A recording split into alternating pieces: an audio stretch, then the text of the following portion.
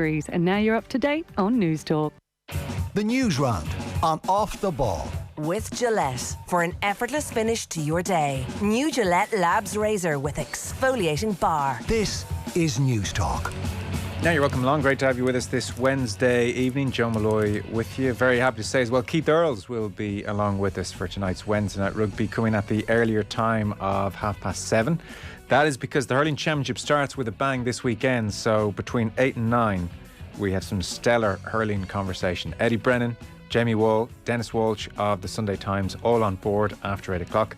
On the football show, meanwhile, Dion Fanning with us. Liverpool, Man City in action. Also on the show, Nick Miller discusses his piece on the Athletic, the education of Eric Ten Hag.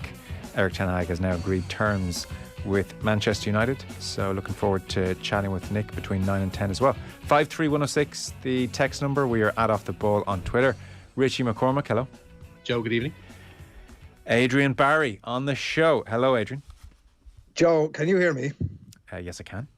Do I sound really weird? Because you're sounding very weird. No, you sound okay. Excellent. How am I sounding? Amazing news. You sound as if you're like, you've had a couple of, you've had a nice relaxed evening, Joe. And so, I will word that. It's like it's really long, elongated. But we can work as long as you can hear me. Okay, that's absolutely fine. Okay, no, you sound good. And I'm hoping I sound okay out there, Mick. All good in here. Yeah, we're happy. It's all me. All you. Word of warning, Adrian. The fish dies by the mouth. That's just a little bit of advice for you there. Okay. That was my reaction too. So Diego Simeone is hitting back at his critics because it seems that nobody was overly impressed with the Atletico performance away to Manchester City in the first leg. Amongst those unhappy, Arrigo Sacchi. We had Marco van Basten criticising Simeone, and he says, I've been a coach since 2005. I've never talked down to a colleague of mine or talked badly. And he said, like my dad said, the fish dies by the mouth. It's a saying. Talk is cheap. Talk is free. Everybody can talk. We all have our opinions, but I don't talk badly of colleagues. I just think, Adrian, you might do worse than remember that before you open your mouth over the next 25 minutes. The fish dies by the mouth. Is it something to do with that, about like keep your mouth shut? I presume so, yeah. I'd never heard it before. Just me? I'd never heard it before. No, there might be something, a nuance of translation there. An expression in one country, Joe, obviously doesn't always carry over. But like, look, I don't know. Who knows what happens tonight? It might take on a slightly different tenor than it did the last day. Maybe it won't either. That's their style of football. And maybe, like, not maybe at all, but a 1-0 defeat at City is not... plenty of better teams than them will go and get beaten there this season. So, I'd say in the grand scheme of things, when he actually sat down, whatever, like, maybe all of that ignores what actually happened in the game, and that style of play isn't necessarily going to win the day. He has been talking about like maybe playing a bit more aggressively. I don't know, does aggressive mean more attacking? Probably not, really. Well, that is the question hanging over this fixture. Not a single shot on goal at the Etihad. They obviously will have to score at some stage this evening. So that was Simeone. Just looking at Jurgen Klopp ahead of this game, he's headed for what I'm anticipating will be a very, very tetchy post-match interview with Des Kelly on BT Sport again very, very soon. So he is bemoaning the fact that if Liverpool get through this evening, which they should against Benfica, they will now play Villarreal, not Bayern Munich, of course, Villarreal in the semi-final, and they will play Villarreal followed by Newcastle Saturday lunchtime kickoff away. So Klopp talking yesterday, if we get through tomorrow and we have a semi-final, and then BT and the Premier League thought we should have Newcastle away at 12:30, he said, find me another league in the world, another broadcaster in the world who would put that team in at 12:30. So this was pretty much the meat and drink of his press conference yesterday. So Des Kelly, come armed in a couple of weeks' time. Klopp had that conversation with Des Kelly for about 6 weeks running a couple of seasons ago. Yeah, and look, at the Liverpool team is fascinating. He's named like an FA Cup team, hasn't he? Yeah. Is that the actual team? Which I don't know. Like you're not getting your excuses in early by picking that team. That's make or break. And funny because I think it was Des Kelly he was talking to before the last game, if I'm right, and they were talking about, he was saying, it'd be great to get like a good result now tonight and sort of have it wrapped up by the time the second leg kicks off. And he was, no, we're not complacent. But I mean, wow, you look at that team tonight, and it's an FA Cup team in every sense of the expression. He's got he obviously has all his firepower on the bench, and he can call on that if needs be. And they've got a lovely little cushion and all that sort of stuff. But suddenly it goes 3-2, and it's squeaky bum time. The team this evening is, by the way, Alisson in goal, Gomez, Konate, Matip, and Simiskas. I always struggle with the pronunciation of that name. Milner, Henderson, Naby Keita, and then Jota, Firmino, Diaz. That's his team this evening. It's still a very good team. Yeah, 3-1 up. They're hard up now, are they? Yeah. No, and most of that team walk into most other City aside, starting 11s in the Premier League. But at the same time, look at the bench: Van Dijk, Trent, Robertson, Salah, Mane, Thiago. Yeah. There isn't any getting away from it. It's a risk, isn't it? It's a strong team. They'll probably get the job done, but he knows himself. And that team that he's named beat most teams in the Premier League, but it is absolutely a risk at this stage of the competition, no question. I suppose it is. He obviously deems it necessary. They've Man City at the weekend, huge game. You would think at home, Anfield, 2-goal cushion, they're going to be fine. They're going to be fine, you would think. Jota, Firmino, Diaz, that doesn't, it's not weakening things too much. Milner, Henderson, Keita, they'll keep things relatively tight. They should be fine. Famous last words, though, especially when you're up against Real Madrid, Richie. That was the drama last night. Yeah, that's the thing. And that's the salutary lesson I think that Liverpool will have to learn from tonight. But to be fair, as good as Darwin Núñez is, I don't think Benfica are of the same calibre of opposition as Real Madrid. And their remarkable, almost superhuman capacity for fitness and all that kind of stuff last night. Because that midfield for Benfica in particular is where Liverpool should probably make hay. To be fair to them, Julian Weigl and Adel Taarabt are not the most in terms of hard working compared to what they're up against in the Liverpool midfield tonight. Provided Jordan Henderson and James Milner stay the course tonight, that'll be grand. And they should be providing enough chances for the front three, you would think. I don't think there's a comparative to Luka Modric sitting in that midfield. I don't think there's a finisher like Rodrigo, similar to what we saw last night. And there certainly isn't a Karim Benzema in that Benfica team. And feel free to play this back at 5-10 when Liverpool are out on aggregate. But I just don't see it happen. Oh, we will. Luka Modric's right foot is just a thing. Too beautiful, really. It's a symphony all in itself. One of my favorite memory from the job, apart from covering Olympic Games, of course, was sitting during the last World Cup in the office when John Giles was in. And he was in for his regular 7:30 slot, and he was going to stick around for the football show to see how Croatia got on against, I can't remember who they were playing in the group phase. It might have even been France. And at one stage, he just applauded Luka Modric for his fine midfield play while sitting in the office. And it wasn't like anything spectacular. It was just, nice, neat and tidy midfield play. And John actually applauded Luka Modric. So that is probably the highest honour that you can get. I can only imagine his reaction to that assist last night. Yeah, thing of beauty. We should get on with the news round then. Keith Earls coming up this hour. The news round brought to you with Gillette Labs for an effortless finish to your day. News for the Cork football team? Yeah, rather big news this evening. Cork football manager Keith Ricken is to take a sabbatical from the job due to personal reasons. Cork GEA in the past few moments have confirmed that those personal reasons are health related. The news comes just over 3 weeks before the Rebels play Kerry in a Munster football semi-final. Ricken only appointed, of course, in October, succeeding Ronan McCarthy. His coach John Cleary is going to assume Ricken's duties on a temporary basis. Cork and the rest of us wish him well in his recovery. Absolutely. So Bob Arum then. After an extraordinary morning yesterday at Dublin City Hall. Bob Arum was on the station today. He was indeed, yeah. Bob Arum claims he was looking for an excuse to sever ties with Daniel Kinahan. The top-ranked boss is co-promoter of heavyweight champion Tyson Fury, to whom Kinahan is an advisor. Arum says he will honour the sanctions that have been imposed upon Kinahan and his connections, which mean that no American firms can do business with them. Despite Kinahan's links to Fury, Arum told this morning's News Talk Breakfast that he had no involvement in next week's title fight with Dillian Whyte. No, absolutely not. Absolutely not. I have partnered with Frank Warren of Queensberry, as we have in the past, and Frank and I, between us, said that we didn't want Kinahan to be involved in this.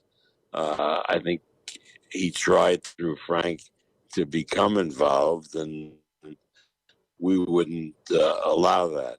Nothing to do with this, though. Nothing to do with the U.S. government regulations. But he hasn't been involved in the fight with Fury and White, and he won't be involved at all in that fight. But that, again, is not related to this U.S. declaration. Adrian, we had Conor Lally of the Irish Times on yesterday. He's been covering crime for 20 years, and he said he couldn't remember a day like yesterday on the job at Dublin City Hall. It was quite extraordinary. The one after another international high-level spokespeople announcing various sanctions or saying fairly dramatic things, and well, obviously it's now going to feed into the world of boxing as well. Indeed, one of the John O'Driscoll, I think his name was, said that Kinahan's involvement in boxing had been further incentive, not that it was needed, but further incentive to take down the group, which was kind of a striking point. And well, next couple of weeks going to be very interesting, to say the least. Yeah, and that full interview in itself was a pretty interesting experience, and bizarre in a lot of ways, given that what Bob Arum himself had said not that long ago in relation to the whole affair. Very bizarre. But that aside, like, it is evidence that, like, that the interview in itself is evidence that that announcement yesterday is doing its job, because that's exactly what they're looking to do. Obviously, outside of the end point of being able to take the action that they've spoken about, alienating him from the thing that he's using to clean up his image, is exactly what they're after, and that's what they, because I mean, despite what Bob Arum was saying there, he was, by all indications of his own previous interview, very happy to have Daniel Kinahan involved back the years. So yeah, look, it'll be interesting times, and I think it's unlike some of the other stuff that's happened.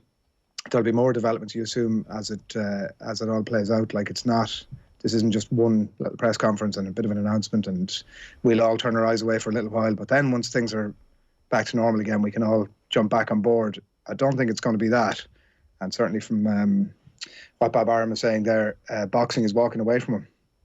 Richie, we mentioned the Liverpool team. You might give us Pep's team.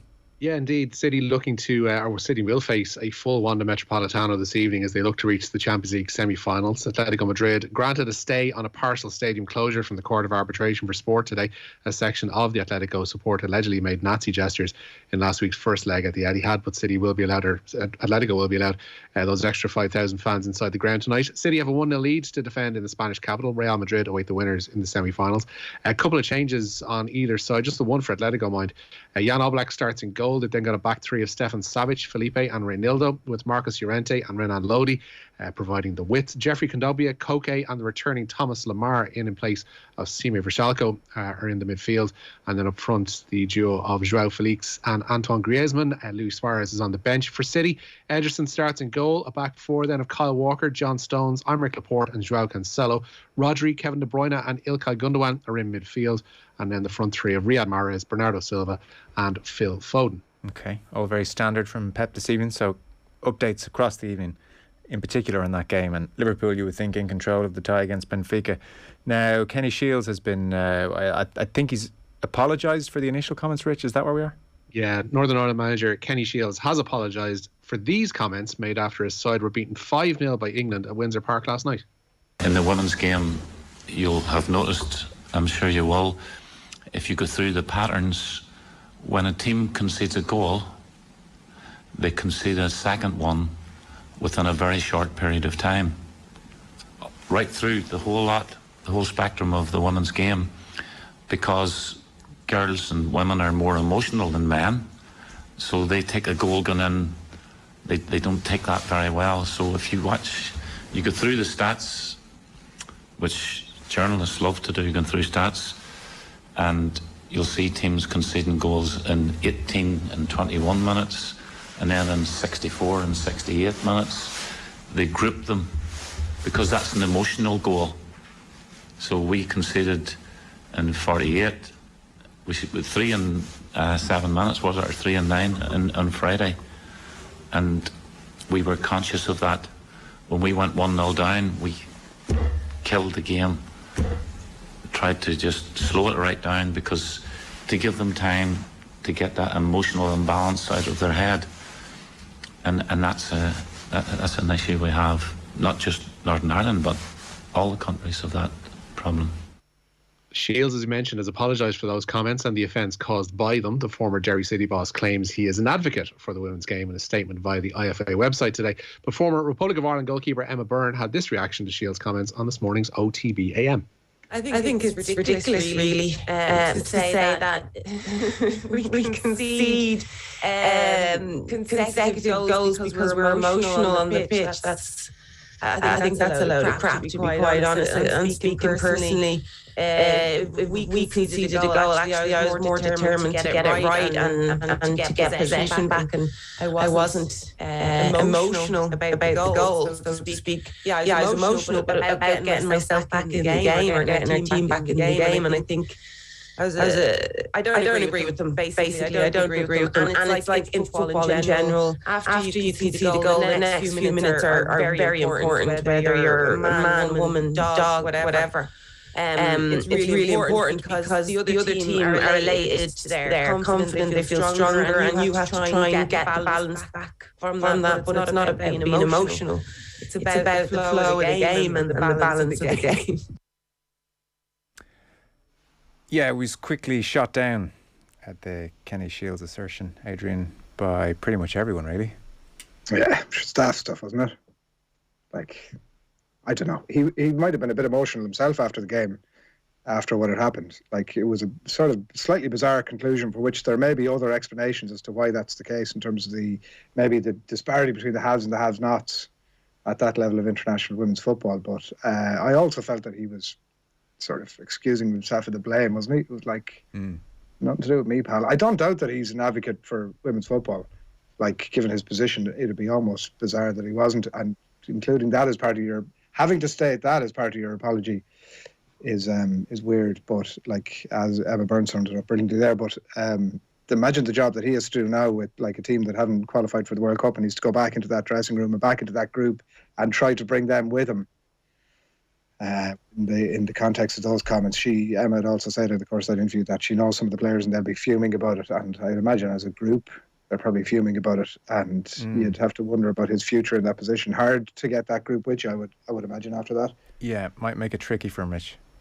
Yeah, it's a difficult one. Like, Kenny is no stranger to such comments. Like, I remember vividly his time in charge of Derry City. We would have dealt with him a lot on the podcast. Myself and Oisin Langan were doing at the time, and yeah, a unique soul with unique views is one way of putting it, and not afraid to express them. It's like the worrying aspect of it, I guess, is trying to tie them in to some supposed whatever stats he's gleaned this viewpoint from, to try and make the assertion that those stats are tied to the emotional level or otherwise of female players is like, it's bizarre. Like, it's like, I don't think there'd be any scientific correlation between the two. So why he's tried to meld them in that point is odd. And like, one of the most frustrating points of this is like, suddenly Kenny Shiels' comments have become the most troubling part of it. Whereas Northern Ireland, they'll be fuming, obviously, the players, about the comments, but like, they've had one of the best World Cup qualifying campaigns they can remember. They came close to getting a playoff place. Probably a couple of results away from doing that, and ultimately, like, the 5-0 is almost scrubbed from history now. It's just all about their manager and his seeming view of women footballers, which belongs in the dark ages, sadly. Yeah, it was very strange on a few fronts. Like, when he was talking about the hammerings that are dished out in female football of late, we've seen Ireland beat Georgia. It didn't strike me as a case of emotion. That's not the reason Georgia are losing. Like, the Liechtenstein teams of the 90s or Luxembourg, it wasn't like, they weren't emotional. For them it was quality, but if a female team's beaten, it's quality. And then even the consecutive goals point, what just jumped out to me, like, the game is famous for consecutive goals. Like, were Bayern Munich in 1999 suddenly emotional, or were they not emotional because they were men, but if it was a female team, then they were emotional? Like, human beings are emotional. There is emotion in all of us, is the point. But like that, you would look at Southampton Chelsea at the weekend and deduce that was not to do with emotion. But if it was Southampton women against Chelsea, you would say that was to do with emotion.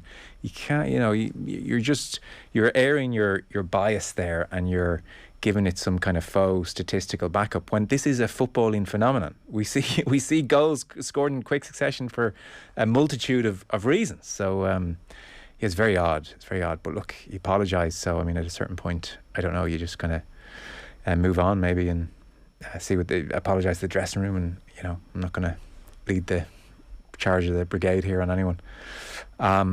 So that was Kenny Shiels. Any last story you want to bring us? Jameson Gibson Park cleared to play in Leinster's Heineken Champions Cup semi-final, last 16-second leg with Connacht. The scrum half faced a disciplinary committee last night, having been cited for a challenge on Kieran Marmion during last week's first leg. However, the committee ruled that the tackle was not a red card offence, which frees him to play on Friday at the Aviva. Okay, fellas, we are right out of time. Keith Earls is on the way. Adrian Barry, am I still sounding funny to you, by the way? Are you still? Yeah, no, totally. Yeah, I need to get our best technical people on the case here, Joe. Okay. Thank you very much, nonetheless. And Richie McCormack, thank you. Nice one, lads.